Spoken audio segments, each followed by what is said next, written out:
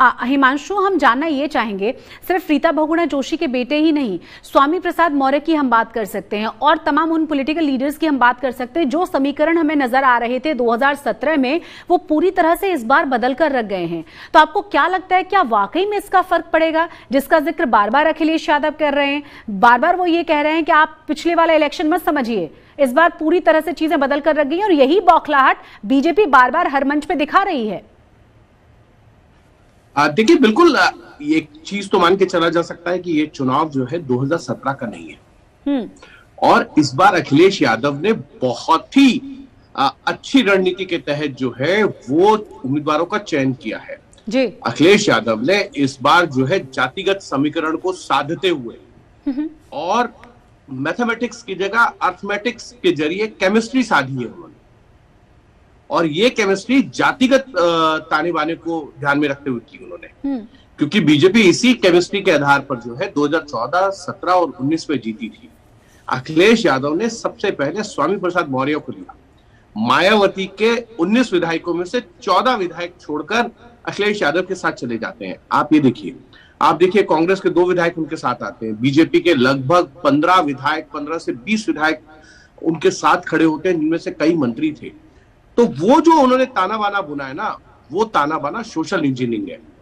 वो social engineering जो BJP के लिए की जीत की सबसे बड़ी नायक थी, उस सोशल इंजीनियरिंग को तोड़ने का काम जो है अखिलेश यादव ने किया है और गैर यादव ओबीसी वोट बैंक में सेंध लगाई है।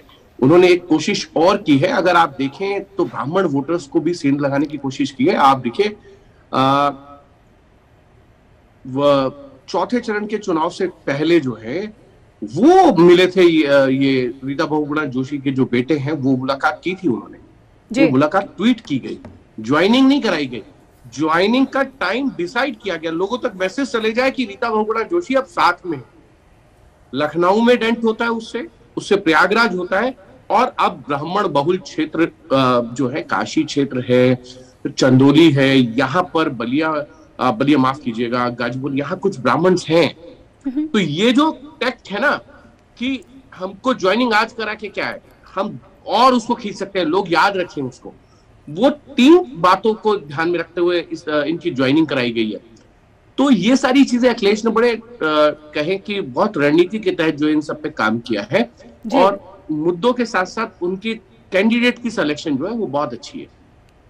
तो जो 54 सीटों पर बात अखिलेश यादव शुरू से कह रहे थे, एक चीज मैं बता देता हूँ, एक बात अखिलेश यादव शुरू से कह रहे थे कि आवारा पशुओं का बहुत बड़ा मुद्दा है, और ये बात बीजेपी को शायद नहीं लगती थी, और इसीलिए बीजेपी ने उसको अपने मैनिफेस्टो में नहीं लिया। जब आधा चुनाव बीत गया, तब प्रधानमंत्री नरेंद्र मोदी ने अपनी रैली के अंदर बोला कि हम इस पर सरकार आने पर इस पर एक नई पॉलिसी बनाएंगे। आप सोचिए कि एक ऐसा मुद्दा जिसको प्रधानमंत्री को बोलना पड़ रहा है, उनके पास क्या फीडबैक रहा होगा। बिल्कुल, वो बीजेपी के मैनिफेस्टो में नहीं था।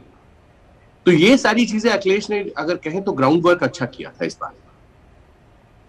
बिल्कुल, हम समझ सकते हैं। और जिस तरीके से एक और चीज जो हिमांशु मैं जानना चाहती हूँ आपसे, बहुजन समाज पार्टी अगर बहुत अच्छे तरीके से एक्टिवली यहां नजर आती, जो नजर नहीं आई है, हालांकि जब ये सवाल उनसे पूछा गया तो उनका कहना था कि जब हम लोगों ने सरकार बनाई थी तब भी हम इसी तरह काम कर रहे थे और हम दिखाकर काम नहीं करते, लोगों के बीच अभी हम हैं और आप देखिएगा कि किस तरह से हम बढ़त बनाते हैं, सरकार बनाते हैं। लेकिन फिर भी आरोप ये लगाया जा रहा है कि क्यों फुल फ्लैश तरीके से, क्यों पूरी ताकत के साथ बहुजन समाज पार्टी लोगों के बीच में नहीं है, जबकि उसका खास वोट बैंक है, बहुत आसानी के साथ वहां तक बहुत पहुंचा जा सकता है, एक खास कनेक्ट है खुद मायावती का लोगों के साथ।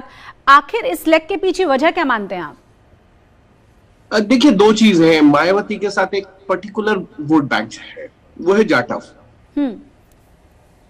उसके अलावा जब भी वो जीती है 2007 में उन्होंने पूर्ण बहुमत की सरकार बनाई है। उसमें आप याद कीजिए कि उन्होंने स्वामी प्रसाद मौर्य, उनके साथ थे बाबू सिंह कुशवाहा, ये जो लोग थे ना, उन्होंने भी non Yadav OBC vote bank को तैयार किया था अपनी पार्टी के अंदर, और फिर उसमें मुस्लिम वोट्स का एक तड़का को साथ लिया, और फिर उसमें तड़का लगाने के लिए उन्होंने बहुत अच्छे तरीके से साधा था ब्राह्मण्स को। बिल्कुल। वो पार्टी ब्राह्मण को साध रही थी, जिस पार्टी का जब जन्म हुआ था तो उन्होंने नारा दिया था, तिलक तराजू तलवार इनको मारो जूते चार। जब 2007 में उन्होंने ब्राह्मणों को साधने का काम किया तो उन्होंने ये कहा, चढ़ गुंडन की छाती पर मोहर लगा दो हाथी पर, और फिर एक नारा और उसमें जोड़ दिया। ये वाकई में बहुत विवादास्पद नारे रहे थे।